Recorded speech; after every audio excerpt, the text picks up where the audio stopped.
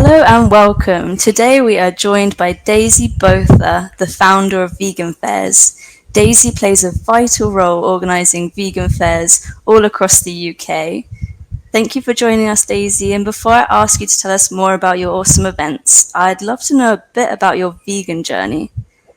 Have Yes. you or are you facing any challenges along the way?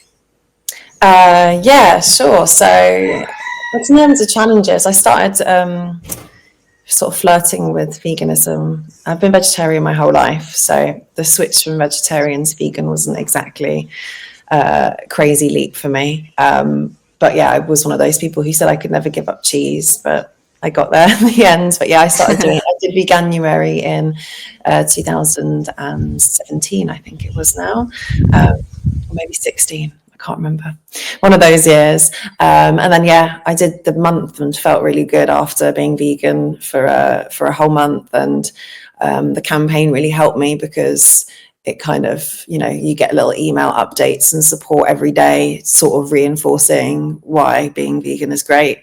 So yeah, I was learning a lot of stuff that I didn't know about the dairy industry and the egg industry.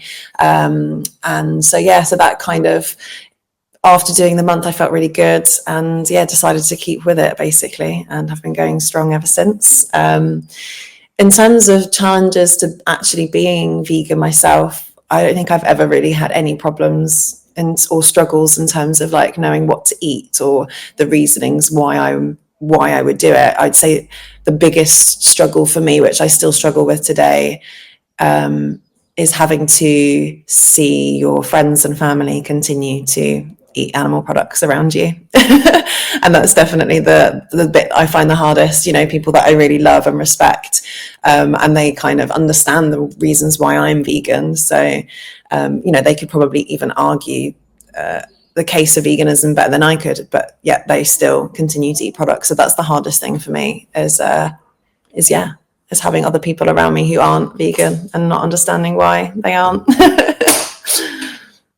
No, absolutely. It is very challenging being a vegan in a non-vegan world, especially when the people around us that are closest to us are not making that transition yet in their life.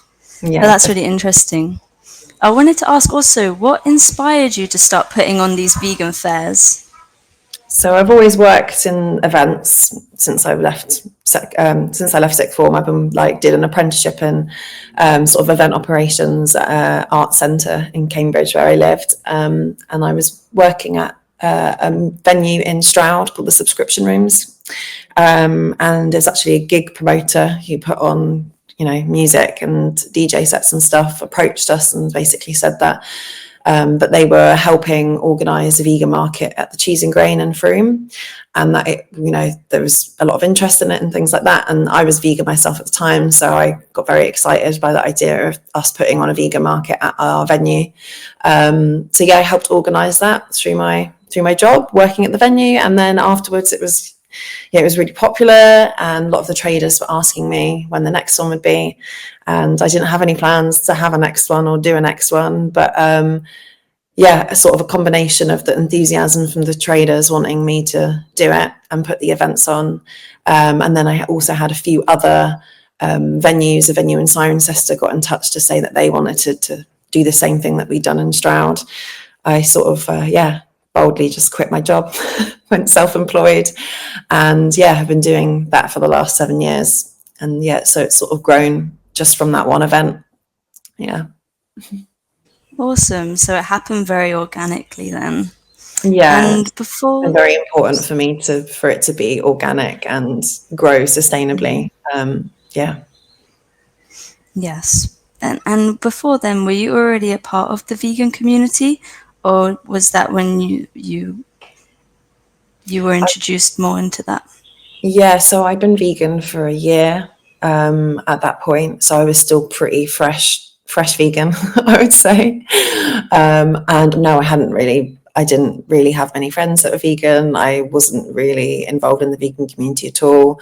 I'd been to a veg fest, and I'd been to Vegan Life Live in London with my friend who lived in London who was vegan.